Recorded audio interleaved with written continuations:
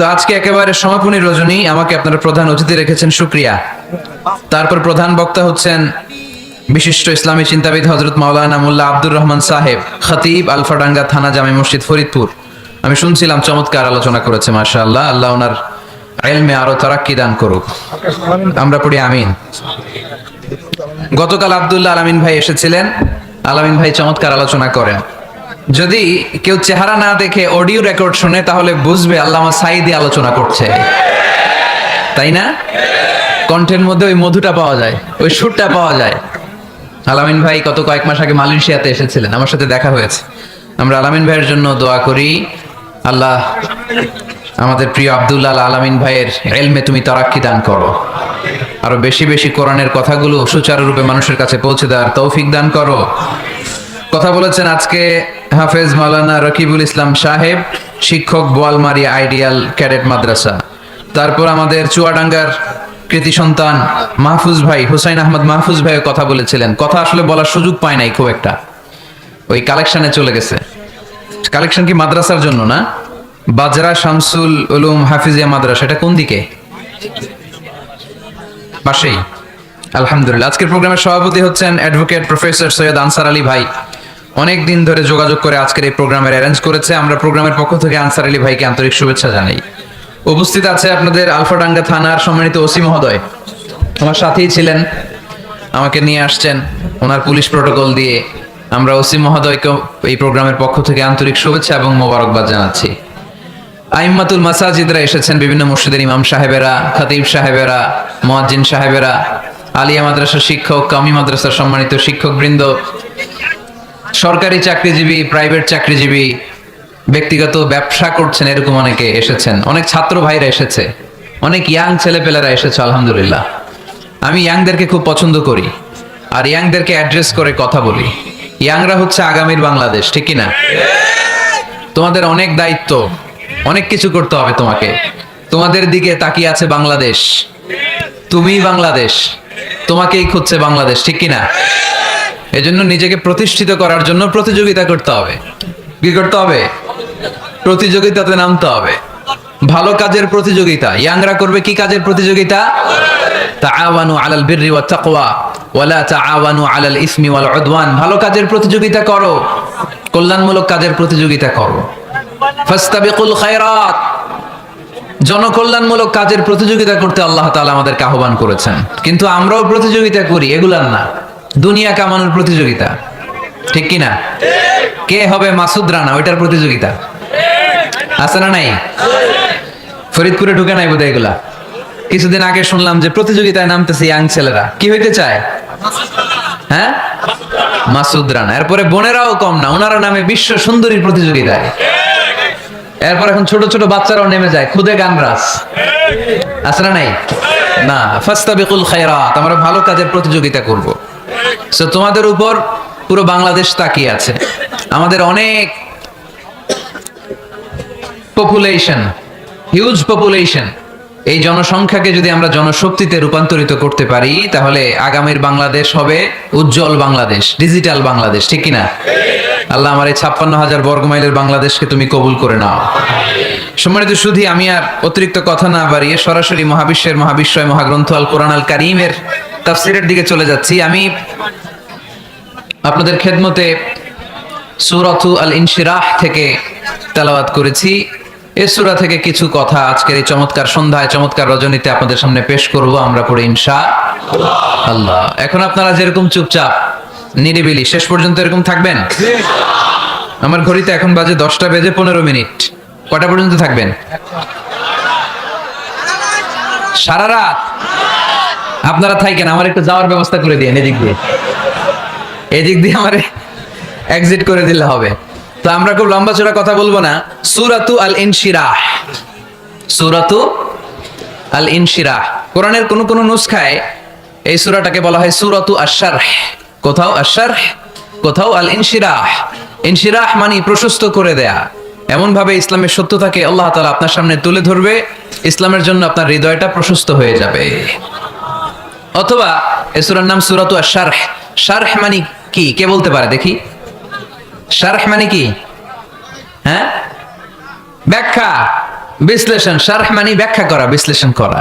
ইসলামটাকে আল্লাহ তাআলা বিশ্বনবীর কাছে এমন ভাবে তুলে ধরেছেন, ইসলামটা বিশ্বনবীর হৃদয়ে একেবারে ক্রিস্টাল ক্লিয়ার হয়ে গিয়েছে, একেবারে ব্যাখ্যা হয়ে গিয়েছে। সুবহানাল্লাহ পড়েন। শারহ দেখবেন অনেক তাফসীরে শারহ আছে, হাদিসের শারহ আছে, যেমন উমদাতুল কারি আলা শারহিল বুখারী, বুখারীর শরহ। তারপর ফাতহুল মুনঈম আলা শারহি মুসলিম, তুহফাতুল আহওয়াযী আলা শারহি তিরমিযী। এই হাদিসের কিতাবগুলো শরহ হয়, ব্যাখ্যা হয়। সো আল্লাহ তাআলা বিশ্বনবীর কাছে এমন ভাবে ইসলামটাকে তুলে ধরেছেন, ইসলামটা বিশ্বনবীর কাছে ক্রিস্টাল ক্লিয়ার। তারাকতুকুম আলা মাহাজ্জাতিন বাইদা, জলজলে সূর্যের মতো ইসলামকে আমাদের কাছে রেখে গিয়েছেন বিশ্বনবী। চিল্লা এখন ঠিক কিনা? আজকে আমরা দেখব কিভাবে এই সূরার মাধ্যমে বিশ্বনবীর হৃদয়টাকে আল্লাহ তাআলা একেবারে পরিচ্ছন্ন করে দিলেন। তো সূরাতুল ইনশিরাহ এটি কোরআনের সূরার ধারাক্রম অনুসারে 94তম সূরা। কততম? আমি প্রশ্ন করলে একটু আওয়াজ করে উত্তর করা লাগবে, পারা যাবে? এই সূরাটা 94তম সূরা। এই সূরাটা মাক্কি সূরা। এই সূরার আয়াত সংখ্যা হচ্ছে 8। আমি প্রশ্ন করি, আপনারা উত্তর দেন। এই সূরাটা কততম সূরা? 94তম সূরা। এই সূরার আয়াত সংখ্যা? সূরাটি মাদানী সূরা। কি সূরা? মাক্কি সূরা। মনে থাকবে? এই সূরার ভেতরে আল্লাহ তাআলা বিশ্বনবী সাল্লাল্লাহু আলাইহি সাল্লামকে কনসোলেশন করেছেন, কন্ডোলেন্স করেছেন, সান্ত্বনা দিয়েছেন। এটা মোটিভেশনাল সূরা, এটা পেইন রিলিভিং সূরা। যাদের অন্তরে ব্যথা, জ্বালা, যন্ত্রণা, যারা কষ্টে জর্জরিত, তাদের জন্য এই সূরার ভেতরে পেইন রিলিভ পিল দিয়ে দিয়েছে কে? ইযা ইশতাদ্দাত বিকাল বালওয়া ফাফাক্কির ফি আলাম নাশরাহ ফাউসরুন বাইনা ইউসরাইনি ইযা ফাক্কারতাহু তাফরাহ। যখন তোমার মন খারাপ হয়, তুমি সূরা ইনশিরাহ তেলাওয়াত করো। কারণ সূরা ইনশিরাহর ভেতরে আল্লাহ এমন মোটিভেশনাল কথা রেখে দিয়েছেন, এমন ইন্সপায়ারেশন রেখে দিয়েছেন, আপনি পড়লেই আপনার হৃদয়টা শীতল হয়ে যাবে। এই সূরাটাকে আমরা 3 ভাগে ভাগ করব। এই সূরার প্রথম 4 আয়াতে আল্লাহ তাআলা বিশ্বনবীর প্রতি কি নেয়ামত দিয়েছেন সেটার বর্ণনা করেছেন। প্রথম 4 আয়াতে নেয়ামতের বর্ণনা, তারপরের 2 আয়াতে বিশ্বনবীকে দিয়েছেন সান্ত্বনা, আর শেষ 2 আয়াতে দিয়েছেন দিক নির্দেশনা। খেয়াল করে শুনেন, প্রথম 4 আয়াতে তিনি দিয়েছেন নেয়ামতের বর্ণনা, পরের 2 আয়াতে তিনি দিয়েছেন আমার প্রিয় নবীকে সান্ত্বনা, আর শেষ 2 আয়াতে তিনি বিশ্বনবীকে দিয়েছেন নির্দেশনা। দেখি মনে রাখতে পেরেছেন কিনা? প্রথম 4 আয়াতে নেয়ামতের বর্ণনা, পরের 2 আয়াতে সান্ত্বনা, শেষ 2 আয়াতে দিক নির্দেশনা। তার মানে প্রথম 4 আয়াতে মার্সি এন্ড দ্য বাউন্টিজ, পরের 2 আয়াতে condolence and consolation, and finally শেষ 2 আয়াতে গাইডলাইন। তো আসুন আমরা দেখি কি সান্ত্বনা দিল, কি নেয়ামতের বর্ণনা দিল। আল্লাহ বললেন, আলাম নাশরাহ লাকা সাদরাক, নবী হে, আমি কি আপনার হৃদয়কে উন্মোচিত করে দেইনি? আমি কি আপনার বক্ষদেশকে প্রশস্ত করার মাধ্যমে সত্যকে আপনার সামনে তুলে ধরিনি? বিল ঈমান ও বিনূরিল কোরআন, কোরআনের নূর দিয়ে আর ঈমান দিয়ে আপনার হৃদয়টারে প্রশস্ত করে দিয়েছে কে? ফামাই ইউরিদিল্লাহু আন ইয়াহদিয়াহু ইয়াশরাহ সাদরাহু লিল ইসলাম। যাকে আল্লাহ হেদায়েত দিতে চায়, যাকে আল্লাহ হেদায়েতের পথের পথিক বানাতে চায়, তার জন্য, ইসলামের জন্য তার হৃদয়টাকে আল্লাহ খুলে দেন। বিশ্বনবীর হৃদয়টাও এরকম খুলে গেল। বিশ্বনবী টের পেলেন ইসলাম ছাড়া মানবতার মুক্তির আর কোনো সম্ভাবনা নাই। ইসলাম মানুষের মুক্তি নিশ্চিত করতে পারে। ইসলাম দিয়ে এই ঘুণে ধরা সমাজকে ঠিক করা যাবে। ইসলামকে যদি প্র্যাকটিস করা না যায়, তাহলে এই মজুদদারির যে সমস্যা বাংলাদেশে চলছে, এটাকে বন্ধ করা যাবে না। ইসলাম থেকে প্রেসক্রিপশন না নিলে চাঁদাবাজি বন্ধ হবে না, টেন্ডারবাজি বন্ধ হবে না, শুধু দুদকের অফিস থেকে বসে বসে দুর্নীতি দমন করা যাবে না। এজন্য ইসলাম থেকে প্রেসক্রিপশন নিতে হবে। আল্লাহ তাআলা বললেন, আলাম নাশরাহ লাকা সাদরাক, নবী হে, ইসলামের জন্য আপনার হৃদয়টাকে কি আমি খুলে দেইনি? সত্য কি আপনার সামনে আমি তুলে ধরিনি? আপনাকে আমি আলাম নাজআলকা আহলাল হিম্মা, আপনার কি হিম্মতওয়ালা আমি বানাইনি? ইসলাম যখন আপনার হৃদয়ে ক্লিয়ার, আপনি বিশাল শক্তির সামনে দাঁড়িয়ে হাজার মানুষের সামনে ইসলামের পক্ষে কথা বলবেন, আপনি কাউরে ভয় পাবেন না। চিল্লায় বলেন ঠিক কিনা? এজন্য আল্লাহ বললেন, আলাম নাশরাহ লাকা সাদরাকা ওয়া ওয়াদা'না আনকা বিজরাকাল্লাযী আনকাদা যাহরাক ওয়া রাফা'না লাকা যিকরাক। সুবহানাল্লাহ পড়েন। নবী, আপনার হৃদয়টাকে আমি ইসলামের জন্য প্রশস্ত করে দিয়েছি। আপনি একেবারে সুনিশ্চিতভাবে বুঝতে পেরেছেন, জানতে পেরেছেন যে মানব সমস্যার সমাধান আছে শুধু ইসলামের ভেতরে।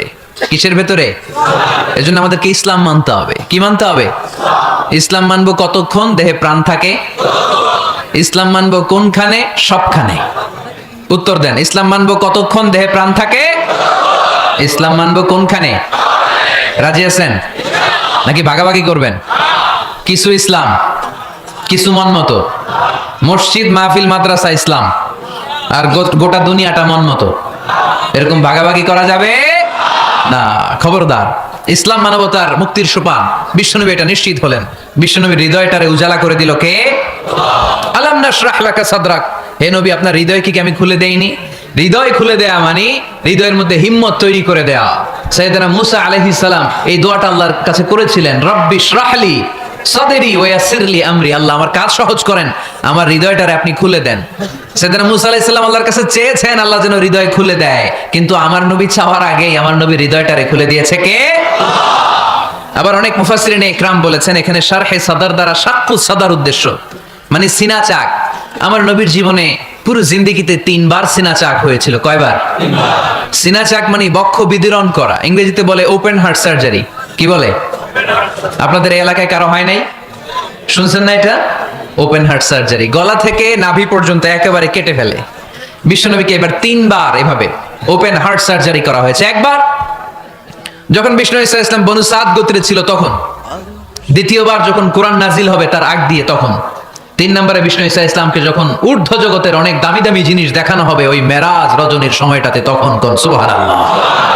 বিশ্বনবী বললেন, আমি উম্মে হানির ঘরে শুয়েছিলাম, আমাকে ছাদ 2 ভাগ করে ছাদের উপর দিয়ে নিয়ে হাতিমে কাবাতে শুইয়ে দেয়া হলো, গলা থেকে নাভি পর্যন্ত ছিঁড়ে ফেলা হলো, আমার হৃদয়টাকে বের করে জমজমের পানি দিয়ে ক্লিন করা হলো, আমার হৃদয়ে জ্ঞান, আমার হৃদয়ে ঈমান আর প্রজ্ঞা দিয়ে পরিপূর্ণ করা হলো। অনেক মুফাসসিরিনে ইকরাম বলেছেন আলাম নাশরাহ লাকা সাদরাক মানে হচ্ছে, হে নবী আমি কি আপনার বক্ষ বিদীর্ণ করি নাই? কেউ কেউ বলেছেন এটা দ্বারা উদ্দেশ্য হচ্ছে বিশ্বনবীর বক্ষ বিদীর্ণ করার মধ্য দিয়ে বিশ্বনবীকে আল্লাহ তাআলা ব্রড মাইন্ডেড বানিয়েছেন। সুবহানাল্লাহ পড়েন।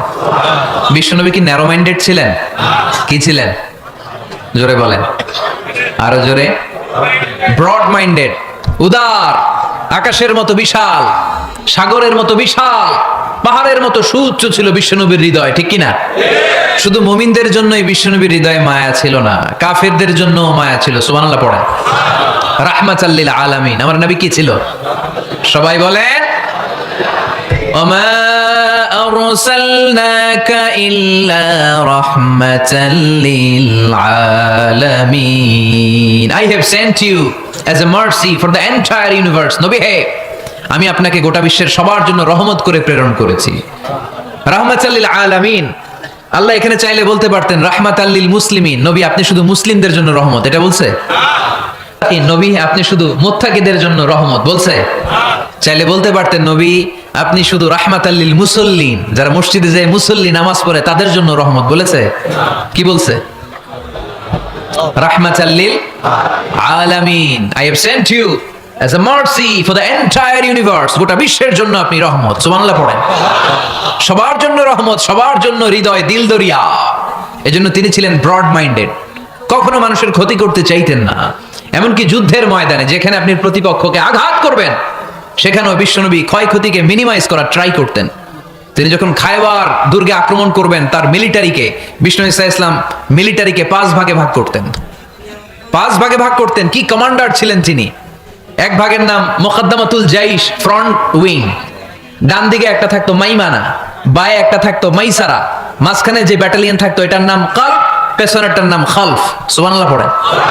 এজন্য বিশ্বনবী যখন অ্যাটাক করতেন তখন সবাই বলতো যা আল মুহাম্মদ ওয়াল খামিস, মুহাম্মদ তার 5 উইং এর ব্যাটালিয়ন নিয়ে আমাদের উপর আক্রমণ করেছে। যুদ্ধের ময়দানে তিনি ঘোষণা দিতেন, খবরদার এই যে ইহুদিদের উপর আক্রমণ করবা, যুদ্ধ করবা, কোন নারীদের গায়ে হাত তুলো না, শিশুর গায়ে হাত তুলো না, বৃদ্ধ বৃদ্ধার গায়ে হাত তুলো না, খ্রিস্টান পাদ্রী বাবা যারা আছে, ফাদার অফ খ্রিস্টিয়ান, পাদ্রীদের গায়ে হাত তুলো না, যুদ্ধ করতে যে গবাদি পশু মেরো না, গাছপালাগুলো ভেঙো না। সুবহানাল্লাহ কইতে মনে চায় না? গেছে যুদ্ধ করতে, গেছে কি, কিন্তু ক্ষয়ক্ষতি মিনিমাইজ করার জন্য কি চেষ্টা করতেন! কি রহমতের নবী! সবাইকে সম্মান করতেন, সবাইকে মানুষ হিসেবে দেখতেন। আমরা ভাগ করে ফেলি, আমরা দেখা মাত্রই যদি দেখি মাথায় টুপি আর দাড়ি, তখনই ভাবা শুরু করি এটা কার মুরিদ, কি সরসিনার মুরিদ, না চরমনায়ের মুরিদ, না আটরশির মুরিদ, না অমুক জায়গার মুরিদ। অথবা আমরা বলতে শুরু করি কি জামাত করে, না খেলাফত মজলিস করে, না ইসলামী আন্দোলন করে, না তাবলীগ করে। ভাগাভাগি আসরা নাই, কিন্তু আমরা তাকে মানুষ হিসেবে দেখি না। আগে দেখতে হবে মানুষ। আপনার চোখ দিয়ে যা দেখবেন এগুলো মানুষ, এগুলো সবাই মানুষ। বিশ্বনবী মানুষ হিসেবে সবাইকে ট্রিট করতেন। সাহাবাদেরকে নিয়ে বিশ্বনবী বসে আছেন, একটা লাশ নিয়ে যাওয়া হচ্ছে, লাশ দেখে বিশ্বনবী দাঁড়িয়ে গেলেন। সাহাবারা বললেন, ইয়া রাসূলুল্লাহ, আপনি দাঁড়ালেন যে? ইন্নাহু ইয়াহুদি, এটা ইহুদির লাশ। ইন্নাহু ইয়াহুদি, এটা তো ইহুদির লাশ, বসেন, দাঁড়ালেন যে? বিশ্বনবী বললেন, আওয়ালাইসাত নাফসান, এটা কি মানুষ না? সুবহানাল্লাহ পড়বেন না? আওয়ালাইসাত নাফসান, হোক না ইহুদি, হোক না খ্রিস্টান, হোক না আস্তিক আর নাস্তিক, এটা কি মানুষ নয়? সে মানুষ। সবার উপরে মানুষ সত্য, তাহার উপরে নাই। মাখলুকাতের মধ্যে সবচাইতে বেশি শ্রেষ্ঠতম হচ্ছে মানুষ। বিশ্বনবী সবাইকে মানুষ হিসেবে ট্রিট করতেন। এজন্য বিশ্বনবী হচ্ছেন সবচেয়ে বেশি ব্রড মাইন্ডেড, মানে খোলা মনের, বড় মনের, দিল দরিয়া, ন্যারো মাইন্ডেড ছিলেন না। আমরা ন্যারো মাইন্ডেড, আমরা অল্পতে ঝগড়া বাঁধিয়ে দেই, আমরা অল্পতে অন্যকে গালমন্দ করি, আমরা অল্পতে ভাগাভাগি করি। ভাগাভাগি করবেন না, সহজ করে ইসলামকে উপস্থাপন করুন। আর দিন ও ইউসরুন লা উসরা ফি। আমার প্রিয় ফরিদপুরের ভাইরা, দিন সহজ, এটার মধ্যে কাঠিন্যতা নাই। আমরা এটারে কঠিন বানাইছি। আমি প্রায় বিভিন্ন মাহফিলে বলি যে আল্লাহ ছাড় দেয়, কিন্তু মাওলানা ছাড় দেয় না। আছে না নাই? আল্লাহ ঠিকই ছেড়ে দিয়েছে, মৌলভী ছাড় দেয় না। বিশ্বনবী সাহাবাদেরকে নিয়ে বসা, এক বেদুইন এসে মসজিদের ভিতরে উট ঢুকায় দিছে, মসজিদে নববীতে, আর মসজিদের মাঝখানে বসে পেশাব করা শুরু করে দিচ্ছে। আপনাদের এখানে ফরিদপুরের সবচেয়ে বড় মসজিদ কোনটা? কি নাম? এই কেন্দ্রীয় জামে মসজিদের ভিতরে যদি এক হিন্দু ঢুকে পেশাব শুরু করে, কি করবেন? হ্যাঁ, ওই কয় কোবায়ালাম, তো আবেগে ওরে পিটানো শুরু করবে সবাই। সাহাবারাও তাই শুরু করলেন, মারতে উদ্ধত হলেন। বিশ্বনবী বললেন, এই রাখো রাখো, ওরে পেশাব করতে দাও, পেশাব করতে দাও। এর কারণ, কেউ যখন ইউরিন পাস করে, স্টুল পাস করে, তখন এটা তাকে ধীরে সুস্থে করতে দিতে হয়। এজন্য টয়লেটে কেউ ঢুকলে জোরে বাড়ি দিবেন না। চাইলে খবর আছে, কাশি দিবেন, যে একটু কাশি দিবেন এরকম, হ্যাঁ, তো এরকম কাশি দিবেন। অথবা পায়চারি করবেন। যদি পায়চারি করেন তাহলে সে বুঝবে সামওয়ান ইজ ওয়েটিং আউটসাইড, সামনে একজন ওয়েটিং করতেছে বাইরে, আমাকে বেরোতে হবে। কিন্তু আপনি যদি ওরা ডাক দেন, কুদ্দুস রে,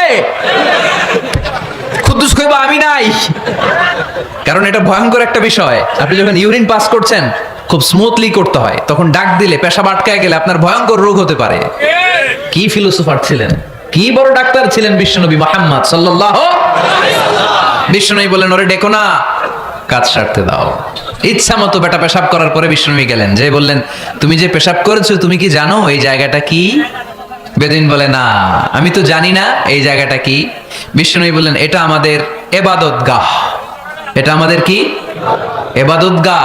এখানে ঢুকে আমরা আমাদের রবরে ডাকি, আল্লাহরে ডাকি, আমরা নামাজ পড়ি, জিকির করি, তাসবিহ পড়ি, এটা আমাদের ইবাদতগাহ। কাজটা করা তোমার মোটেও ঠিক হয়নি।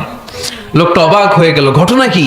তাদের ইবাদতগাতে আমি পেশাব করেছি, আর আমাকে জামাই আদর, আর আমাকে এত সুন্দর করে বলে যে এটা ইবাদতগাহ। আমাদের ইবাদতগাহের ভিতরে যদি কেউ এরকম করতো, ওরে তো একেবারে সাইজ করে ফেলতাম। সে অবাক হয়ে গেল। সে জিজ্ঞেস করলো, হু আর ইউ, কে আপনি? বিশ্বনবী বললেন, আনা মুহাম্মদ সাল্লাল্লাহু আলাইহি ওয়াসাল্লাম, আমি শান্তির ধর্ম ইসলামের প্রেরণার বাণী বাহক। আমি লা ইলাহা ইল্লাল্লাহ মুহাম্মাদুর রাসূলুল্লাহ এই বাণী দিয়ে গোটা বিশ্বে বিপ্লব তৈরি করতে এসেছি। বেদুইন বলল, আমাকেও আপনার বিপ্লবে শরীক করে নেন। ইসলাম মারামারি কাটাকাটিতে আসে নাই। আপনার ব্রড মাইন্ডেড অ্যাটিটিউড দেখে হিন্দু ভাইরা কালিমা পড়ে মুসলমান হয়ে যাবে। এজন্য আল্লাহ বললেন, আলাম নাশরাহ লাকা সাদরাকা ওয়া ওয়াদা'না আনকা বিজরাক আল্লাযী আনকাদা যাহরাক ওয়া রাফা'না লাকা যিকরাক। সুবহানাল্লাহ পড়েন। আলাম নাশরাহ লাকা সাদরাক, নবী হে, আমি কি আপনারে ব্রড মাইন্ডেড বানিয়ে দেই নাই? এটা আপনার জীবনে বড় নিয়ামত। আপনি সংকীর্ণ মনা না, আপনি ছোট মনের মানুষ নয়, আপনি বিশাল হৃদয়ের মানুষ। ইসলামের জন্য আপনার হৃদয়টারে আমি নবী খুলে দিয়েছি। এ হলো বিশ্বনবীর উপর প্রথম নিয়ামত। দুই নম্বরে আল্লাহ বললেন ওয়াওয়াদানা আনকা বিজরাকাল্লাযী আনকাদা যাহরাক, নবী হে আমি আপনার পিঠ থেকে বিশাল বোঝাটা নামিয়ে দিয়েছি। সুবহানাল্লাহ পড়েন। কি নামিয়ে দিয়েছি? বোঝা। উত্তর করতে হবে, রেসপন্স। এটা তাফসীর মাহফিল, এটা হচ্ছে ক্লাসের মতো, যে কথা বলে শিক্ষক আর আমরা সবাই ছাত্র, ঠিক কি না? বোঝা নামিয়েছি নবী। কি নামিয়েছি? তাফসীরে দুইটা এসেছে, বিজরুন মানে বোঝা, বিজরুল যাম পাপের বোঝা, আর একটা হচ্ছে বিজরুল গাম চিন্তার বোঝা। বিশ্বনবীর কোনো পাপ নাই, বিশ্বনবীর সব কিছুকে মাফ করে দিয়েছে কে? লিয়াগফির লাকাল্লাহু মা তাকদ্দামা মিন যামবিকা মা তাআখার। নবী আপনার আগেরও গুনাহ নাই, আপনার পরেরও গুনাহ নাই, আপনি নবী মাসুম, আপনার গুনাহ নাই, আপনি নিষ্পাপ। নবীদের গুনাহ হয় না। আহলুস সুন্নাহ ওয়াল জামাআতের আকীদা হচ্ছে নবীরা মাসুম, নবীদের জীবনে কোনো গুনাহ হয় না। চিৎকার করে বলেন ঠিক কি না? ও নবী ওয়াদানা আনকা বিজরাক, আপনার এই বোঝা আমি নামিয়ে দিয়েছি। বিশ্বনবী ভাবতেন 40 বছর বয়সে আমি নবী হলাম, তার আগে যা করলাম আল্লাহ এটা কি করবে। আল্লাহ বলে নবী আপনার আগের গুনাহ পরের গুনাহ, গুনাহ বলতে কিছুই নাই, সবই মাফ, সব মাফ। তারপরেও আমার নবী বলতেন আল্লাহে লা আস্তাগফিরুল্লাহ ওয়া আতুবু ফিল ইয়াউম আকসার মিন 70 মাররা। আমি এমন নবী যার কোনো গুনাহই নাই, আগের গুনাহও নাই, পরের গুনাহও নাই, তারপরেও আমি নবী প্রতিদিন 70 বারেরও বেশি তওবা আর ইস্তেগফার পড়ি। আমাদের জন্য শিক্ষা। তাহলে আল্লাহ বললেন ওয়াদানা আনকা বিজরাক, পাপের বোঝা আমি নামিয়ে দিলাম। বিশ্বনবীর কোনো পাপ নাই, পাপ মুক্ত। তাফসীরে 2 নম্বরে এসেছে বিজরুল গাম চিন্তার বোঝা। বিশ্বনবী সব সময় আমাদেরকে নিয়ে চিন্তা করতেন। কাকে নিয়ে চিন্তা? কথা বলেন। আমাদেরও চিন্তা আছে না নাই? কিসের চিন্তা? হ্যাঁ, টাকার চিন্তা। ফরিদপুরের ভাইদের টাকার চিন্তা। আর কিসের চিন্তা আপনাদের? হ্যাঁ, উম্মতের চিন্তা। মাশাআল্লাহ, এই ভাই উম্মতকে নিয়ে ভাবে। আপনাদের আর কার কি নিয়ে চিন্তা বলেন? পেটের চিন্তা। এদিকে পাওয়া গেছে পেটের চিন্তা, এদিকে বউয়ের চিন্তা, কবরের চিন্তা। আর কিসের চিন্তা? আখিরাতের চিন্তা। তো আমাদেরও চিন্তা আছে, বিশ্বনবীরও চিন্তা ছিল। দুই চিন্তা কি এক? বিশ্বনবীর কাঁধে তো পুরো উম্মার জিম্মাদারি। কিয়ামত পর্যন্ত যারা পৃথিবীতে আসবে সবার জন্য বিশ্বনবী কাঁদতেন। এই আওয়াজ করে কে? এদিকে কি হয়েছে? ওরে বসায় দেন। বিশ্বনবীর গোটা উম্মা নিয়ে চিন্তা। সব নবীকে আল্লাহ তাআলা একটা করে দোয়া দিয়েছিলেন আর বলেছিলেন নবী একটা স্পেশাল দোয়া করার সুযোগ তোমাদেরকে দিলাম, ওই দোয়া করলেই কবুল হয়ে যাবে। কিন্তু সুযোগ পাবা জীবনে কয়বার? সবাই বলেন কয়বার? সব নবী কয়টা করে পাইছে? সব নবী তাদের দোয়াগুলো দুনিয়াতেই করে ফেলেছে। বিশ্বনবী বলেন লিকুল্লি নবিয়্যিন দাওয়া মুস্তাজাবা। এই দুনিয়াতে সব নবীদের একটা করে মুস্তাজাবুদ দাওয়া আছে। আল্লাহ বলেছে ও নবী একটা করে স্পেশাল দোয়া করার সুযোগ পাবা, দোয়াটা করা মাত্রই কবুল করে নেব। বিশ্বনবী বললেন এই পৃথিবীর বুকে যত নবী রাসূল দুনিয়ায় এসেছে সব নবীরা তাদের স্পেশাল দোয়া দুনিয়ায় করে ফেলেছে, ইল্লা আনা, কিন্তু আমি করি নাই। বিশ্বনবী বললেন ওয়া ইন্নী আখতাবিউ দাওয়াতি শাফাআতান লি উম্মতি ইয়াউমাল কিয়ামাহ। আমি আমার স্পেশাল দোয়াটা করি নাই, আমার স্পেশাল দোয়াটা আমি আমার গুনাহগার উম্মতকে বাঁচানোর জন্য কিয়ামত পর্যন্ত রেখে দিয়েছি। আমরা যেদিন বিপদে পড়ে যাব, যেদিন আমার আব্বা আমারে চিনবে না, আমি আমার আব্বারে চিনব না, নেতা তার কর্মীরে চিনবে না, কর্মী নেতারে চিনবে না, ঠিক কি না? পীর সাহেব মুরিদরে চিনবে না, মুরিদ পীর সাহেবরে চিনবে না, স্বামী তার স্ত্রীরে চিনবে না, স্ত্রী তার স্বামীরে চিনবে না। নবী থেকে শুরু করে, অলি থেকে শুরু করে, শহীদ থেকে শুরু করে সবার মুখে একটাই জিকির, ইয়া নাফসি ইয়া নাফসি ইয়া নাফসি। আকাশের সূর্যটা যেদিন মাথার কাছে চলে আসবে, জমিনটা তামার জমিন হয়ে যাবে, সূর্যের তাপে মাথার মগজগুলো ভাতের মাড়ের মতো গলে গলে নাকের ছিদ্র কানের ছিদ্র দিয়ে টপ টপ করে বেয়ে বেয়ে নিচে পড়বে। ওই কঠিন দিনে কেউ কাউরে চিনবে না। বিষ্ণু বললেন ওই দোয়াটা আমি দুনিয়ায় করি নাই, আমি বদরের যুদ্ধে মার খেয়েছি, উহুদের যুদ্ধে দাঁত ভেঙেছি, আমি না খেয়ে পেটে পাথর বেঁধেছি। আমি যদি ওই দিন দোয়া করতাম আল্লাহ দোয়া কবুল করে নিত, জান্নাতি খাবার দিয়ে দিত, আমার মায়ের খাওয়া লাগতো না, তায়েফে আমার রক্ত ঝরতো না, দোয়া করলেই কবুল। কিন্তু ওই দোয়াটা আমি দুনিয়ায় করি নাই, ওই দোয়াটা আমার জন্য, আপনার জন্য, আমাদের জন্য বিশ্বনবী জমা রেখে দিয়েছে।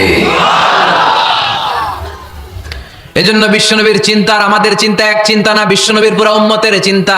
কিয়ামত পর্যন্ত যত মানুষ আসবে সবাই আমার উম্মত, না জানি তাদের নসিবে কি হয়ে যায়। এই চিন্তার বোঝা বিশ্বনবীকে কাবু করে ফেলেছিল। আল্লাহ বললেন নবী নো টেনশন, কোনো টেনশন নাই, আপনার এই চিন্তার বোঝাকে আপনার পিঠ থেকে আমি আল্লাহ নিজ দায়িত্বে সরিয়ে নিলাম। এজন্য আল্লাহ বললেন, আলাম নাশরাহ লাকা সাদরাকা ওয়া ওয়াদা'না আনকা বিজরাক আল্লাযী আনকাদা যাহরাক। যেই চিন্তার বোঝা আপনাকে কষ্ট দেয়, যেই চিন্তার বোঝা আপনারে পেরেশান করে তোলে, আপনার পিঠ থেকে ওই চিন্তার বোঝা নবী আমি সরিয়ে নিলাম। কি দিয়ে সরিয়ে নিল? কোরআনের আলো দিয়ে। আওয়াজ করে বলতে হবে, কি দিয়ে? বিশ্বনবী মক্কায় দেখতেন মূর্তির পূজা হয়, আল্লাহর ঘরের ভিতরে 360টা মূর্তির পূজা। বিশ্বনবী দেখতে পেলেন দুর্বলের উপরে সবলের অত্যাচার। বিশ্বনবী দেখতে পেলেন নারীদেরকে অত্যাচার করা হয়। কন্যা সন্তান হলে বাবা তার মেয়েটাকে নিয়ে জঙ্গলের ভেতরে ঢুকে কিংবা মরুভূমির ভেতরে যে জীবিত দাফন করে দেয়। ওয়াইদাল মাউউদাতু সুইলাত ওয়াদুল বানাত। বিশ্বনবী এগুলো দেখতেন চারপাশে। দেখে এই পথহারা জাতিকে কিভাবে উদ্ধার করবেন, কি দিয়ে উদ্ধার করা যায়, এই টেনশনে বিশ্বনবীর পিঠ বাঁকা হয়ে গিয়েছিল। উপমা বাঁকা হয়ে গিয়েছিল। বিশ্বনবী সব সময় পেরেশান থাকতেন। আল্লাহ বললেন, নবী টেনশনের দরকার নাই, হেরা গুহায় এমন একটা নূরের আলো দিয়ে আমি আপনারে আলোকিত করব, যার মাধ্যমে সব পেরেশানি দূর হয়ে যাবে। আলাম নাশরাহ লাকা সাদরাকা ওয়া ওয়াদা'না আনকা বিজরাক আল্লাযী আনকাদা যাহরাক। আপনাকে পেরেশান বানিয়ে দেয় এরকম সব চিন্তার বোঝা আমি আল্লাহ সরিয়ে নিলাম। সুবহানাল্লাহ। দুইটা নেয়ামত শুনলাম, এবার 3 নম্বরের নেয়ামত আল্লাহ বললেন, ওয়া রাফা'না লাকা যিকরাক। এটা মুখস্থ করতে হবে আজকে, আমার সাথে সাথে পড়েন, ওয়া রাফা'না লাকা যিকরাক। সবাই বলেন নাই, পড়েন, ওয়া রাফা'না লাকা যিকরাক ওয়া রাফা'না লাকা যিকরাক। নবী হে, আপনার সম্মানকে আমি আকাশচুম্বী করেছি। I have dignified your status high and high, the highest peak. আপনার মর্যাদা উঠাতে উঠাতে আকাশ বাতাস ছাপিয়ে সাত আকাশ কাঁপিয়ে আরশের উপরে নিয়ে গিয়েছি। আপনার মর্যাদা আমার পরপরই, স্রষ্টার পরে পুরো সৃষ্টিকুলের উপরে বিশ্বনবীর মর্যাদা আছে না নাই? এজন্য আল্লাহ বললেন, ওয়া রাফা'না লাকা যিকরাক। ও নবী, আপনার মর্যাদা সম্মান আমি আকাশচুম্বী করেছি। আপনার সুনাম সুখ্যাতি মান মর্যাদা আমি গোটা বিশ্বে ছড়াইয়া দেব। এই আয়াত যখন নাজিল হলো, কাফেররা হাসতে শুরু করলো। কাফেররা বলে, মোহাম্মদ বেটা বলে কি, ও জানে বাঁচবে কিনা ওইটাই তো সন্দেহ। আমরা যেই ষড়যন্ত্র পাকাচ্ছি, ও জানে বাঁচবে কিনা সে এটাই সন্দেহ, তার নাম গোটা বিশ্বে ছড়াবে কি করে আমরা দেখে নেব। আল্লাহ বলেন, তোরা আমার নবীর সুনাম সুখ্যাতি ছড়ানোর ব্যাপারে বাধা তৈরি করবি, তোরা আমার নবীর ব্যাপারে অপপ্রচার চালাবি, তোদের অপপ্রচারকেই আমি আমার নবীর প্রচার মাধ্যম বানিয়ে দেবো। তোরা করবি অপপ্রচার।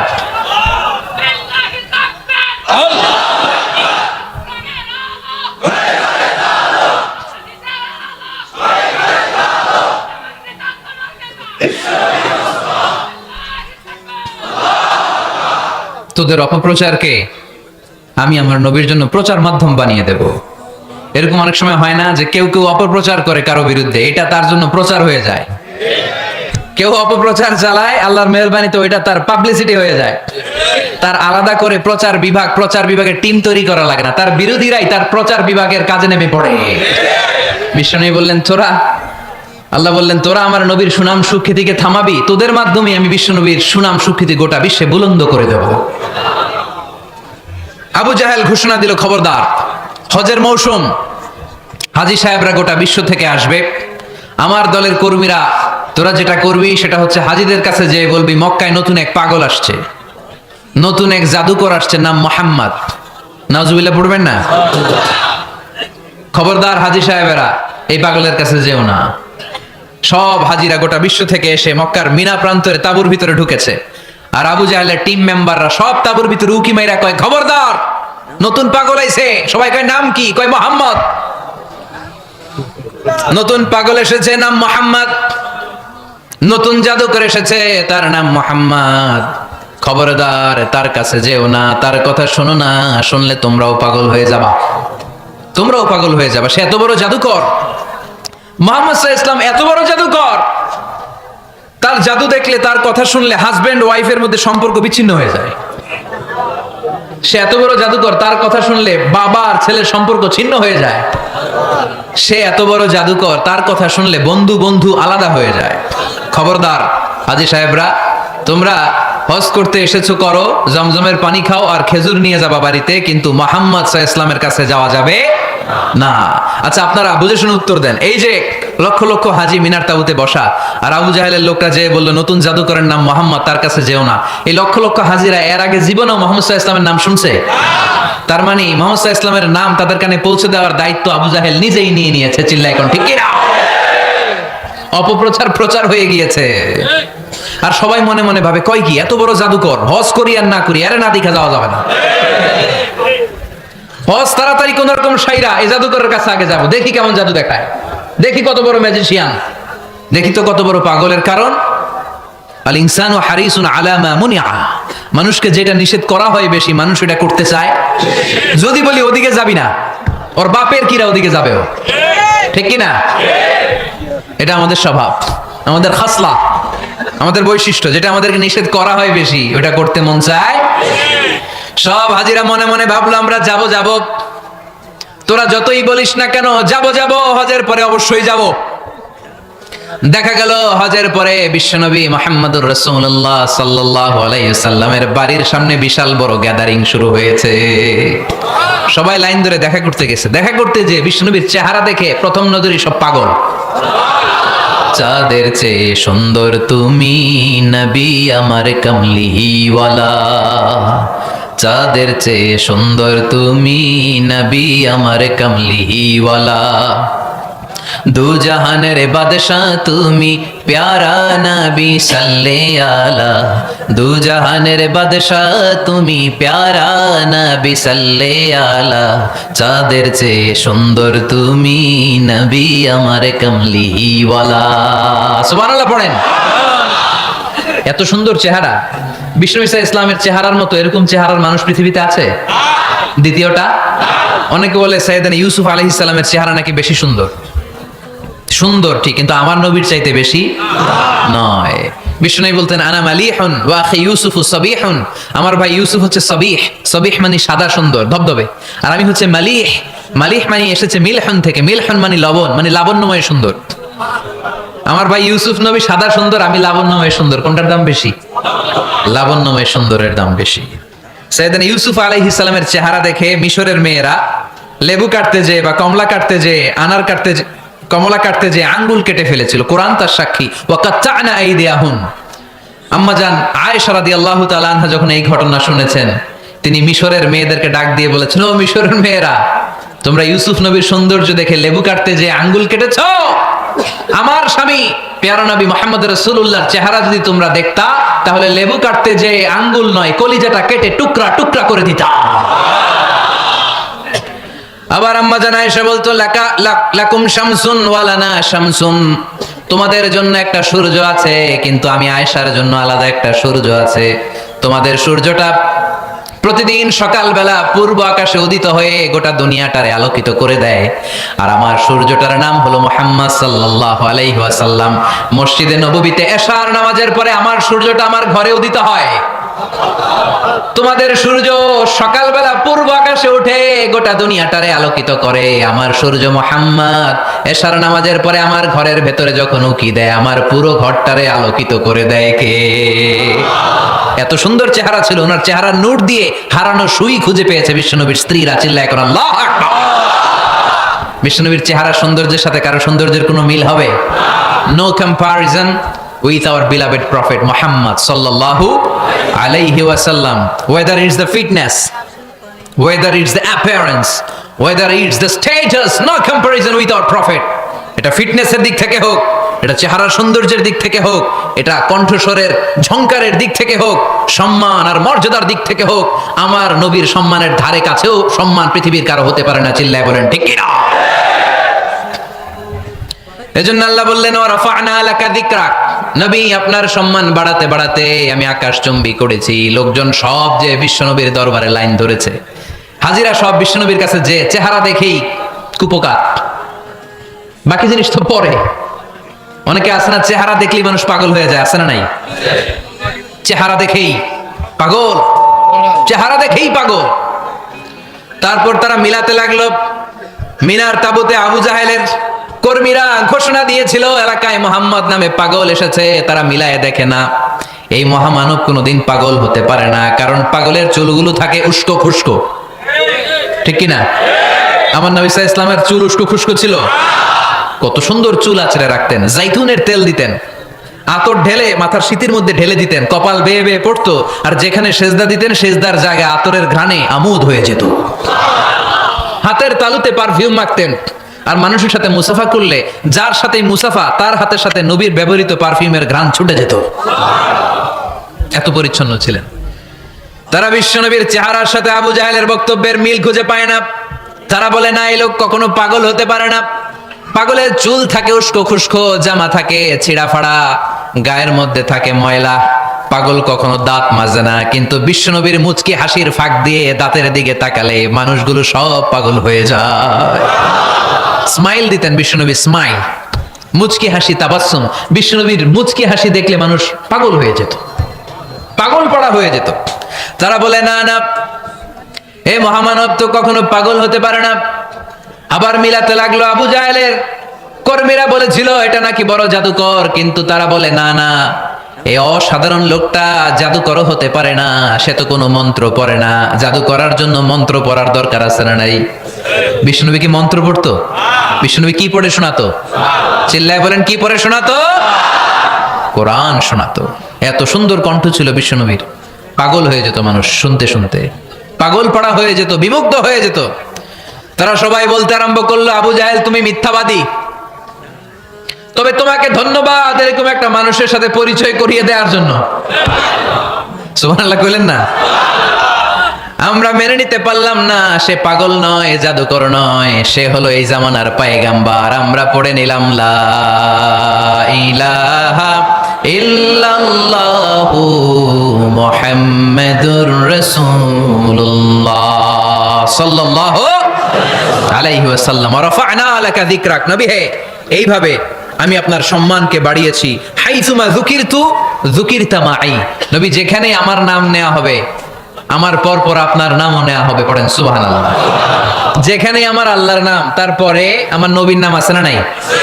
কালিমার ভেতরে লা ইলাহা ইল্লাল্লাহ আমার আল্লাহর নাম শোভা পায়, তারপরে মুহাম্মাদুর রাসূলুল্লাহ দ্বিতীয় বাক্যে আমার নবীর সুন্দর নামটা আছে না নাই? কালেমার মধ্যে প্রথমে আল্লাহর নাম, তারপরে নবীর নাম। হাইসুমা যুকিরতু যুকিরতা মাই। নবী কিভাবে আপনার মর্যাদা আমি বাড়াবো জানেন? যেখানে আমি ওইখানেই আপনি। যেখানে আমার নাম নেওয়া হবে, তারপরেই সৃষ্টিকুলের মধ্য থেকে শুধু আপনার নাম নেওয়া হবে। সুবহানাল্লাহ পড়েন। আপনার উম্মতেরা গোটা বিশ্বে সালাত আদায়ের জন্য আজান দিবে, আজানের প্রথম 4 বাক্যে আমি আল্লাহর বড়ত্ব, আল্লাহু আকবার। তারপরের 2 বাক্যে আমি ছাড়া কোনো ইলাহা নাই, এটার সাক্ষ্য দেয়া হবে। তারপরের 2 বাক্যে সবাই সাক্ষ্য দিতে বাধ্য, আপনি ছাড়া দুনিয়ায় আর কোনো শেষ রাসূল নাই। তার মানে আজানের মধ্যেও আমার আল্লাহর নামের পরে আমার নবীর নাম আছে না নাই? এরপর আমরা একামত দিয়ে জামাত শুরু করি। এই জামাতের আগে যে একামতটা দেই, এই একামতেও আল্লাহর নামের পরে আমার নবীর নামটা আছে না নাই? আল্লাহু আকবার, আল্লাহু আকবার, আশহাদু আন লা ইলাহা ইল্লাল্লাহ, আশহাদু আন্না মুহাম্মাদার রাসূলুল্লাহ সাল্লাল্লাহু। তার মানে আজানে আমার নামের পরে আপনার নাম, একামতে আমার নামের পরে আপনার নাম। নামাজের শেষে যখন আমরা শেষ বৈঠকে বসি, সেখানে বিশ্বনবীর উপর দুরূদ আছে না নাই? তার মানে সব জায়গায় বিশ্বনবীর নাম নেওয়াকে আবশ্যক করে দিয়েছে কে? নবী হে। এই গোটা বিশ্বের ভেতরে সূর্য উঠবে, সূর্য ডুববে, শীত যে গ্রীষ্ম আসবে, দিন যে রাত আসবে, এক মুহূর্তের জন্য আপনার নামের আলোচনা থামবে না। চিল্লায় বলো ঠিক কিনা? রাফা'না লাকা যিকরাক, I have dignified your status very high, very high। অনেক উপরে নিয়েছি, আকাশ বাতাস ছাপিয়ে, 7 আকাশ কাঁপিয়ে আরশ পর্যন্ত আমি আপনার মর্যাদাকে বুলন্দ করেছি। এই পৃথিবীতে যত আসমানি কিতাব এসেছিল, সবগুলো আসমানি কিতাবে বিশ্বনবীর নাম উল্লেখ করেছে কে? তার মানে তাওরাতের ভেতরে বিশ্বনবীর নাম আছে না নাই? ইনজিলে, জাবুর, সুহুফে ইব্রাহিম, সুহুফে মূসা, আল্লাযী ইয়াজিদুনাহু মাকতুবান ইনদাহুম ফিত তাওরাতি ওয়াল ইনজিল। ইহুদিরা খ্রিস্টানরা বিশ্বনবীর মানতে চাইতো না। তারা বলতো, মুহাম্মদ তোমার নাম তো আমাদের কিতাবে নাই। বিশ্বনবী বললেন পড়ো। তারা পড়তে পড়তে বিশ্বনবীর জায়গাটা লুকিয়ে রাখতো। যেখানে বিশ্বনবীর নাম ওরা এভাবে ধরে রাখতো। বিষ্ণু ইসলাম এক সাহাবাকে বললেন, আমি তো ওদের ভাষা বুঝি না, তুমি ওদের ভাষা বুঝে দেখো কোন জায়গায় চোরামিটা করে। প্রতিটা কিতাবের প্রতিটা পাতায় পাতায় বিষ্ণুনবীর নাম আছে না নাই?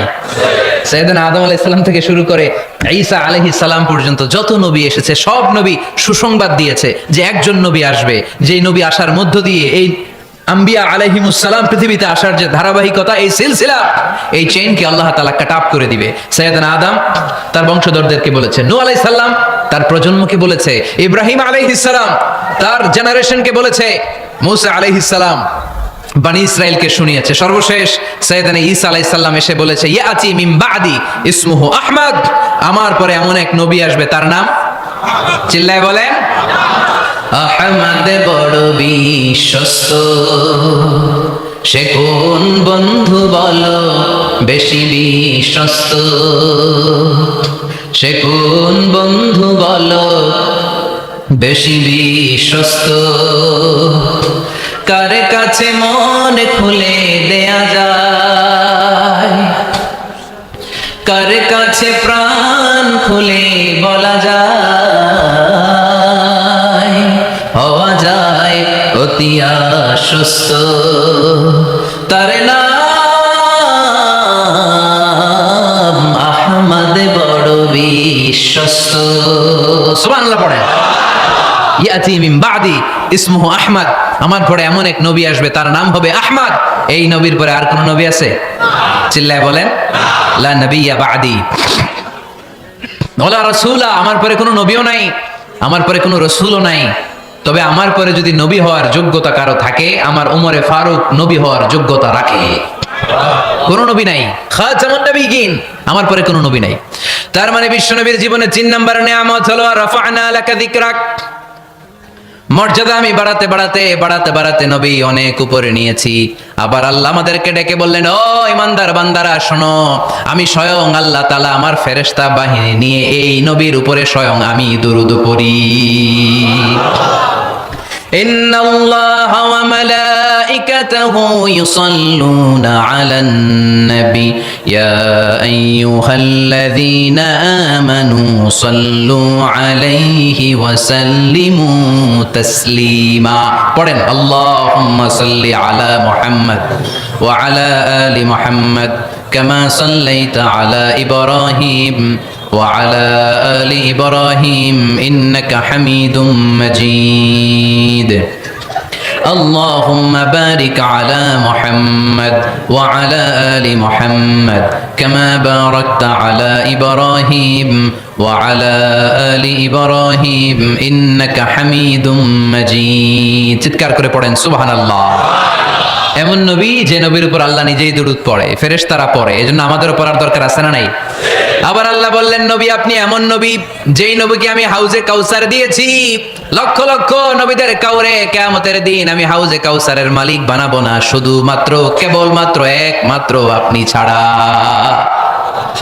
ইন্না আ'তাইনাকাল কাউসার ফাসাল্লি লিরাব্বিকা ওয়ানহার ইন্না শানিআকা হুয়াল আবতার। সুবহানাল্লাহ পড়ে। এই হাউজে কাউসারের পানি খেতে চান, পান করতে চান? বিশ্বনবী না দিলে খাইতে পারবো আমরা? হাউজে কাউসার পান করতে চান কারা? হাত তুলে দেখান।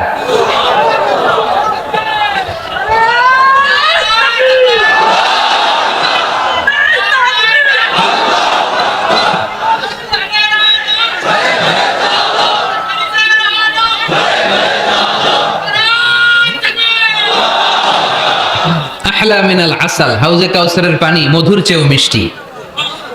আবরাদু মিনাস সাল, বরফের চাইতেও ঠান্ডা।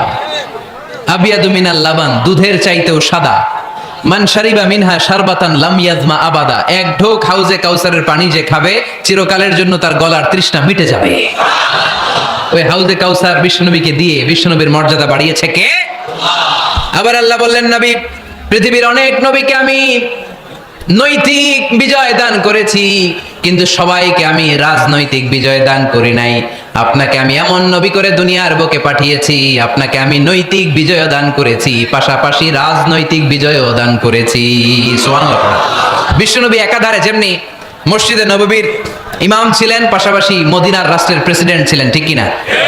তার মানে ইমাম বা নেতা এমন হওয়া দরকার যে নামাজও পড়াতে পারে আবার সমাজও শাসন করতে পারে, ঠিক কিনা? এমন নেতার দরকার আছে না নাই? এজন্য বিশ্বনবী বললেন, রাব্বি আদখিলনি মুদখালা সিদকিন ওয়া আখরিজনি মুখরাজা সিদকিন ওয়াজআলনি মিন লাদুনকা সুলতানান নাসীরা। ও আল্লাহ, আপনি আমারে সত্যতার সাথে মক্কায় রাখেন, বের করলেও সত্যতার সাথে বের করেন, আর আপনি আমাকে বিজয়ী শক্তি দান করেন। বিজয়ী শক্তি, রাজনৈতিক শক্তি বিশ্বনবী আল্লাহ তাআলার কাছ থেকে দোয়া করে চেয়ে নিয়েছেন। চিল্লায় বলেন ঠিক কিনা? রাজনৈতিক শক্তির দরকার আছে না নাই? দরকার আছে? তা আস্তে করে বললেন কেন? রাজনৈতিক শক্তি থাকার দরকার আছে না নাই? দেখেন, বাংলাদেশ সৃষ্টি হয়েছে কত সালে বলেন? কত সাল? বাংলাদেশের বার্থডে কবে? 1971-এ। এই 71 সালের পর থেকে আমাদের বাংলাদেশে সুদ আছে না নাই? কিন্তু সুদের বিরুদ্ধে ওয়াজ আছে না নাই? আলেম ওলামারা আজীবন সুদের বিরুদ্ধে ওয়াজ করছে। আমরা ওয়াজ আগে করতাম, এখন করতেছি, সামনেও করব, মাগার সুদ মরবে না। এর কারণ যেটা আইন করে প্রণয়ন করা হয় ওইটা ওয়াজ করে মারা যায় না, ওইটারে আইন করে নষ্ট করতে হয়। চিল্লায় বলেন ঠিক কিনা? আমি সারা জীবন সুদের বিরুদ্ধে ওয়াজ করলে সুদ যাবে না, কিন্তু দেশনেত্রী মাননীয় প্রধানমন্ত্রী যদি কালকে ঘোষণা দেয় বাংলাদেশের কোনো ব্যাংকে ব্যাংকিং ফিনান্সিয়াল ট্রানজাকশনে কোনো সুদ চলবে না, তার পরের দিন থেকে বাংলাদেশে কোনো সুদ থাকবে না। চিল্লায় বলেন ঠিক কিনা? এজন্য সাইয়েদনা ওমর ফারুক বলতেন, ইন্নাল্লাহা লা ইয়াযাউ বিল কুরআন মা ইয়াযাউ বিস সুলতান। আল্লাহ মাঝে মাঝে ক্ষমতার মাধ্যমে এমন কিছু করে যেটা আল্লাহ কোরআনের মাধ্যমেও করে না। চিল্লায় বলেন ঠিক কিনা? কালকে যদি ঘোষণা হয়ে যায় 5 ওয়াক্ত নামাজ যদি না পড়া হয় 5 বেত। কয় বেত? চেয়ারম্যান না পড়লে চেয়ারম্যানের পিছনে 5 বেত, এমপি না পড়লে এমপির পিছনে 5 বেত। কথা বলেন? মাননীয় প্রধানমন্ত্রী যদি এটা ঘোষণা দিয়ে দেয় যে কালকে থেকে নামাজ না পড়লে 5 বেত, এটা সবার জন্য এই আইন। একটা বেনামাজি খুঁজে পাওয়া যাবে? সব কই দৌড়াবে মসজিদে, অজু থাকলেও দৌড়, না থাকলেও দৌড়। কারণ মায়ের উপরে কোনো ওষুধ আছে? কথা বলেন? কারণ মায়েরে ভিটামিন আছে, মায়েরে কি আছে? এজন্য ইন্নাল্লাহা লা ইয়াযাউ বিল কুরআন মা ইয়াযাউ বিস সুলতান। মাঝে মাঝে আল্লাহ ক্ষমতা দিয়ে এমন কিছু করে যেটা মাঝে মাঝে আল্লাহ কোরআন দিয়েও করে না। এজন্য অনেক নবীকে নৈতিক বিজয় দান করলো, বিশ্ব নবীকে শুধু নৈতিক বিজয় নয়, পাশাপাশি রাজনৈতিক বিজয়ও দান করেছে কে? তিনটা নিয়ামতের ঘোষণা দিয়ে আল্লাহ বললেন, আলাম নাশরাহ লাকা সাদরাকা ওয়া ওয়াদা'না আনকা বিজরাক আল্লাযী আনকাদা যাহরাক ওয়া রাফা'না লাকা যিকরাক। পড়েন সুবহানাল্লাহ। নবী হে, আপনার মর্যাদা আমি অনেক বাড়িয়েছি। আপনার কথা শুধু মুসলমানেরাই বলে না, হিন্দুরাও বলে। আছে না নাই? গতকাল এক হিন্দু ভাই আমার হাতে হাত রেখে শাহাদা বাক্য পাঠ করে গাজীপুরে মুসলমান হয়ে গেছে। বিশ্বনবীর কথাগুলো যখন তারা শোনে, তারা নিজেদেরকে ধরে রাখতে পারে না। আপনারা মহাত্মা গান্ধীর নাম শুনেছেন? তিনি ভারতের অবিসংবাদিত নেতা। বিশ্বনবীর ব্যাপারে কমেন্ট করেছেন যে এরকম নেতা পৃথিবীতে আর দ্বিতীয়টা কখনো হবে না। মহাত্মা গান্ধী কি মুসলমান না হিন্দু? গোটা বিশ্বের খ্রিস্টানরা বিশ্বনবীকে নিয়ে এখন মাতোয়ারা। মাইকেল এইচ হার্ট খ্রিস্টান, একটা বই লিখে গোটা বিশ্ব কাঁপিয়েছেন, দি 100 ranking of the most influential people and person in the world. পৃথিবী কাঁপানো 100 জন মনীষীর জীবনী নিয়ে একটা বই তিনি করেছেন। এই 100 জন মনীষীর জীবনীর মধ্যে যাকে নাম্বার 1 তিনি করেছেন, তিনি হচ্ছেন আমার নবী, আপনার নবী, পেয়ারা নবী, বিশ্বনবী মুহাম্মদুর রাসূলুল্লাহ সাল্লাল্লাহু আলাইহি ওয়াসাল্লামের। মাইকেল এইচ হার্ট কি মুসলমান? সে একজন খ্রিস্টান। তার মানে ওয়া রাফা'না লাকা যিকরাক, বিশ্বনবীর সম্মান শুধু আমাদের মুখ দিয়ে প্রচারিত হয় না, ইহুদি, খ্রিস্টান, বৌদ্ধদের মাধ্যমেও বিশ্বনবীর সম্মানকে বাড়িয়ে দিচ্ছে কে? I have studied him, the wonderful man, in my opinion far from being antichrist, and he must be called the savior of humanity. খ্রিস্টানরা বলছে আমরা এই মুহাম্মাদের জীবনী গবেষণা করে পড়েছি, তাকে খ্রিস্টান বিরোধী বলা তো দূরের কথা, তাকে মানবতার ত্রাণকর্তা বলতে হবে। তিনি গোটা বিশ্বের জন্য সুপারম্যান হয়ে পৃথিবীতে এসেছে। As a father, as a teacher, as a lawgiver, as a lawmaker, Muhammad is the superman of the world. স্বামী হিসেবে, পিতা হিসেবে, নেতা হিসেবে, নবী হিসেবে মুহাম্মদ সাল্লাল্লাহু আলাইহি ওয়াসাল্লাম সাধারণ কোনো মানুষ নয়, তিনি গোটা বিশ্বের জন্য সুপারম্যান হয়ে পৃথিবীতে আগমন করেছে। ওয়া রাফা'না লাকা যিকরাক। নবী, দুশ্চিন্তা করবেন না, টেনশন করবেন না, আমি আপনার সম্মানকে বাড়িয়ে দেব। এই তিনটা নিয়ামতের বর্ণনা সূরা ইনশিরাহের ভিতরে বর্ণনা করলেন কে? এরপরে রব্বুল আলামিন বিশ্বনবীকে নেয়ামতের বর্ণনার ঘটনা শুনিয়ে বিশ্বনবীকে সান্ত্বনা বাণী শোনাচ্ছেন আর পড়ছেন ইন্না মাআল উসরি ইউসরান ইন্না মাআল উসরি ইউসরা। নবী গো, নিশ্চয়ই কষ্টের পরে আছে আনন্দ, দুঃখের পরেই আছে সুখ। সুবহানাল্লাহ।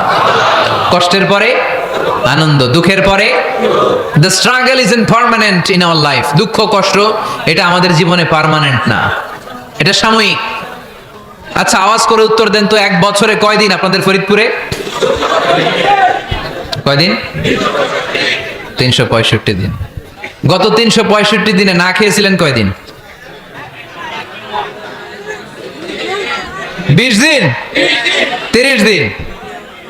তার মানে অল্প কিছুদিন না খেয়েছিলাম, সারা বছরই খেয়েছিলাম, ঠিক কিনা?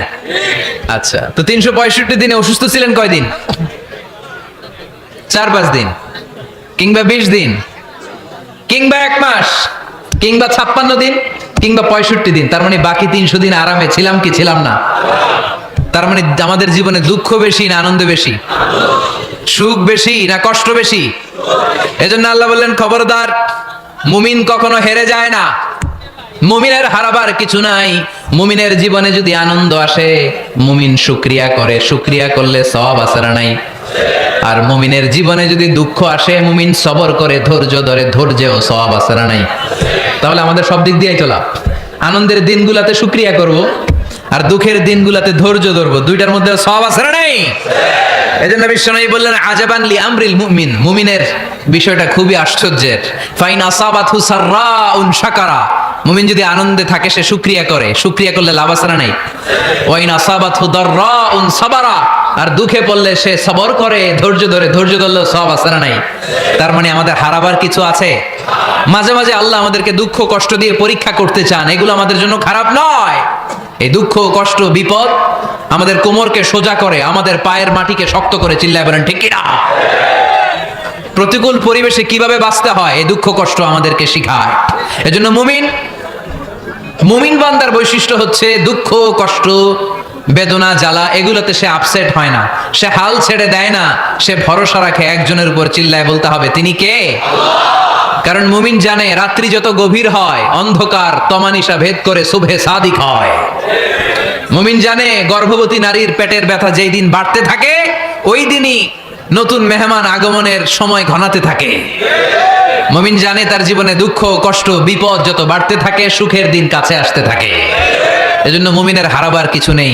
ইন্না মাআল উসরি ইউসরা, ইন্না মাআল উসরি ইউসরা। নবী হে, কষ্টের পরেই আছে আনন্দ, দুঃখের পরেই আছে সুখ। আপনি সমস্যায় পড়েছেন, ওই সমস্যার সমাধানও আছে না নাই?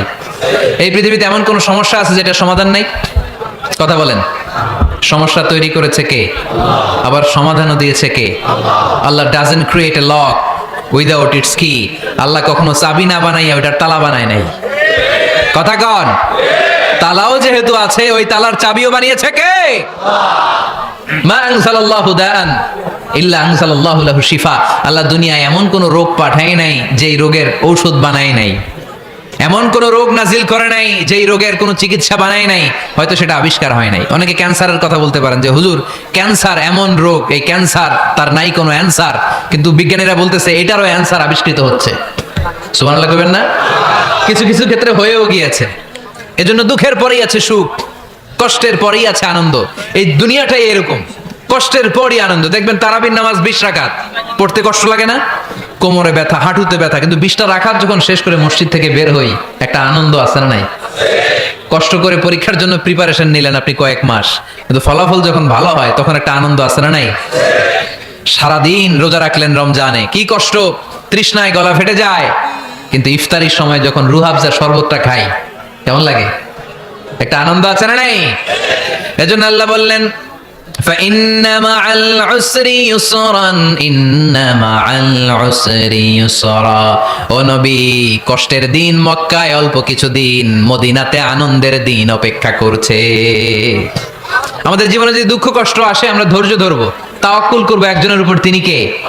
কারণ আমরা বিশ্বাস করি কষ্টের দিন এটা চিরকালের জন্য নয়, সামনে আনন্দের দিন আমাদের জন্য সেট করে রেখেছে কে? তাহলে আমরা সূরাতুল ইনশিরাহ থেকে 3টা নিয়ামতের বর্ণনা শুনলাম। বিশ্বনবীকে কি সান্ত্বনা দেয়া হলো সেটা শুনলাম। এবার দুইটা গাইডলাইন শুনে তাফসীর আমরা শেষ করব। শুনতেছেন? কষ্ট হচ্ছে? উঠা বসা করতেছেন কেন? উঠলেন কারা কারা? শেষ করে দিব? দোয়া করে দেই। কি গাইডলাইন দিলেন শুনবেন? কে কে শুনবেন না হাত তোলেন।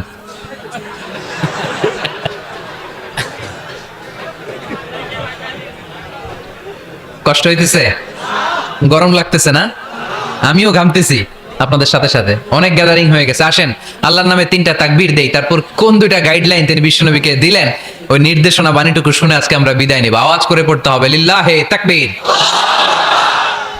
লিল্লাহে তাকবীর, লিল্লাহে তাকবীর। গাইডলাইন নাম্বার 1, ফাইদা ফারাগতা ফানসাব। নবী আপনি যখন অবসর হন আপনি ইবাদতে মশগুল হন। ফানসাব ফিল ইবাদা, তাফসীর ইবনে কাসিরে এসেছে আপনি ইবাদতে মশগুল হন যখন আপনি অবসর পান। অবসর আল্লাহর দেয়া বড় নেয়ামত, এটা বিশ্বাস করেন? অবসর কিন্তু নেয়ামত। আমরা অনেকেই অবসর সময়কে কাজে লাগাই না, কিন্তু অবসর চলে যাওয়ার পরে যখন ব্যস্ত হয়ে পড়ি তখন বলি হায় রে, অবসরটা যদি কাজে লাগাইতাম। পরীক্ষার পরে 3 মাস ছুটি ছিল, এই 3 মাস অবসরে যদি পড়তাম তাইলেই তো আজকে ভার্সিটিতে চান্স পেয়ে যেতাম, ঠিক কি না? এজন্য বিশ্বনবীর আল্লাহ বললেন নবী فَإِذَا فَرَغْتَ فَانصَبْ وَإِلَى رَبِّكَ فَارْغَب। মাদানী জীবনে, মাক্কি জীবনে, দাওয়াতি কার্যক্রমের পরে, রাষ্ট্রীয় কার্যক্রমের পরে যখনই আপনি অবসর পাবেন তখনই আপনি ইবাদত করেন, তখনই বেশি বেশি আল্লাহর কাছে দোয়া করে। দোয়াটা খুব শক্তিশালী, কিন্তু আমরা অনেকে জানি না কি করে দোয়া করতে হয়। সিনসিয়ার দোয়া ইজ লাইক এ মিসাইল। আপনারা প্রায় পত্রিকায় শুনবেন আমেরিকা অমুক দেশে মিসাইল হামলা করেছে, শুনছেন? মিসাইল হামলা এমন হামলা কত সেন্টিমিটার বেগে যে কোন জায়গায় অ্যাটাক করবে, যেখানে মারার কথা ওখানে পড়বে। ঠিক দোয়াটা হচ্ছে মিসাইলের মতো। আপনি যদি দোয়ার মতো দোয়া করতে জানেন ওই দোয়াটাও জায়গা মতো যে ভেদ করবে। চিল্লা এখন ঠিক কিনা? কিন্তু আমরা দোয়া করতে জানি না, কি করে দোয়া করতে হয় এটা জানি না।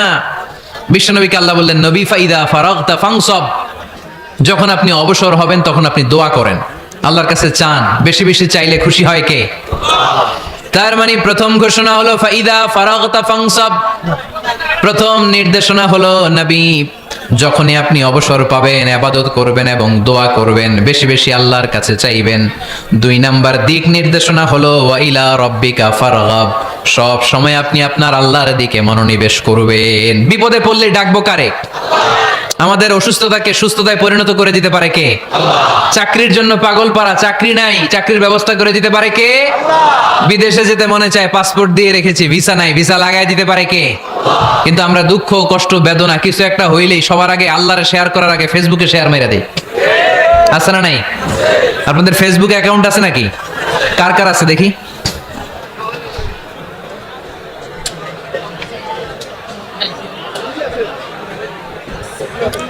আছে আছে।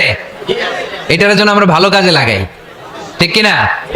আপনি চাইলেই এমন ভাবে ফেসবুক ফ্রেন্ড লিস্ট করতে পারেন যারা ভালো ভালো জিনিস শেয়ার করে, যারা মোটিভেশনাল জিনিস শেয়ার করে, ইসলামের পক্ষে কথা বলে।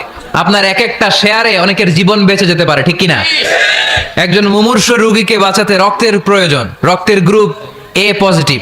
যারা রক্ত দান করতে আগ্রহী তারা এই নাম্বারে যোগাযোগ করুন। ফেসবুকে মাঝে মাঝে এরকম নিউজ আসে না নাই? আপনি just you put down in share, শেয়ারের মধ্যে একটা পুট করে দিলেন, একটু শেয়ার মেরে দিলেন, ছড়িয়ে পড়লো হাজার হাজার ফেসবুক ফ্রেন্ডদের কাছে। তাদের অনেকে ব্লাড দিতে আগ্রহী, সে তাড়াতাড়ি যে সেখানে ব্লাড ডোনেট করে আসলো। আপনার একটা শেয়ারের কারণে বেঁচে গেল অনেকগুলো প্রাণ। চিল্লা এখন ঠিক কিনা? রক্তদানের মতো শ্রেষ্ঠ ইবাদত হতে পারে? আমরা মনে করি শুধু জিকিরি ইবাদত, আমরা মনে করি শুধু নামাজি ইবাদত। রক্তদান, এক ব্যাগ রক্ত থেকে অনেক মানুষকে বাঁচানো যায়। এর মধ্যে আছে হিমোগ্লোবিন, এর মধ্যে আছে প্লাটিলেট, আছে প্লাজমা। রক্তে একটা উপাদান আছে প্লাজমা, নাম শুনছেন? আগুনে পোড়া রোগীকে বাঁচাতে এই প্লাজমা লাগে। হসপিটালের বার্ন ইউনিটে যেয়ে দেখবেন মানুষ কিভাবে চিল্লায়। নুসরাত নামে একটা মেয়ে মারা গেল না? এক বদমাইশের কবলে পড়ে মারা গেল না? তাকে আগুন জ্বালিয়ে দেওয়া হয়েছিল তার গায়ে, তার প্লাজমা গুলো জ্বলে গিয়েছিল। আগুনে পোড়া রোগীর যে কি কষ্ট, একটু দেখার জন্য হসপিটালের বার্ন ইউনিটে যাবেন, দেখবেন যে কি কষ্টে আছে তারা। এই প্লাজমা গুলোকে অনেক সেন্টিগ্রেড তাপমাত্রা নামিয়ে ঠান্ডা করে দেহে পুশ করা হয়। আপনার এক ব্যাগ রক্ত থেকে প্লাজমা আলাদা করা হবে, প্লেটলেটস আলাদা করা হবে, হিমোগ্লোবিন আলাদা করা হবে, শ্বেতকণিকা, লোহিত কণিকা আলাদা করে অনেকগুলো মানুষ বেঁচে যাবে। এজন্য এই ফেসবুক থাকাটা দোষের কিছু না, তবে ভালো কাজে আমরা ব্যবহার করব, ঠিক কিনা? আপনার ফেসবুক শেয়ারিং আপনার জান্নাতি বানাতে পারে, আর আপনার ফেসবুক শেয়ারিং আপনার জাহান্নামের লাকড়ি বানাতে পারে। চিল্লায় বলেন ঠিক কিনা? So the decision is yours. সিদ্ধান্ত আপনাকে নিতে হবে, আপনি কিভাবে করবেন। যে কোনো বিপদে ওয়া ইলা রাব্বিকা ফারগাব, কোন দিকে মনোনিবেশ না করে কার দিকে মনোনিবেশ করব? যে কোনো বিপদ আপদ ফেসবুকে শেয়ার করার আগে শেয়ার করব কার কাছে? আমাদের যার যা লাগে আল্লাহ সবও যদি দিয়ে দেয়, আল্লাহর ধনভাণ্ডারের 1 ইঞ্চিও কমবে? হাদিসে কুদসিতে আল্লাহ বললেন, লাউ আন্না আউওয়ালাকুম ওয়া আখিরাকুম ওয়া ইনসাকুম ওয়া জিন্নাকুম, পৃথিবীর সব জিন, পৃথিবীর সব মানুষ বিশাল মরুভূমিতে দাঁড়িয়ে যদি আমার কাছে চাইতে শুরু করে, আল্লাহ এটা দাও, ওটা দাও, ওটা দাও, আমি আল্লাহ তোমাদের সব চাহিদাও যদি মিটিয়ে দেই, আমি আল্লাহর ধনভাণ্ডারের 1 ইঞ্চিও কমবে না। এজন্য চাইবো কার কাছে? বিপদে আপদে ভরসা করব কার কাছে? আর অবসরগুলোকে কাজে লাগানোর দরকার আছে না নাই? স্বাবলম্বী হওয়ার চেষ্টা করার দরকার আছে না নাই? ফা ইন্নামা আল উসরি ইউসরা, ইন্নামা আল উসরি ইউসরা। নবী হে, কষ্টের পরেই আছে সুখ, দুঃখের পরেই আছে আনন্দ। সব সময় মানুষের সময় একরকম কাটে না। এজন্য আমরা তাওয়াক্কুল করতে চাই একজনের উপর, তিনি কে? আল্লাহ আমাদের সবাইকে কথাগুলো বুঝে আরো আমল করার তৌফিক দান করুক। আমরা পড়ি আমিন।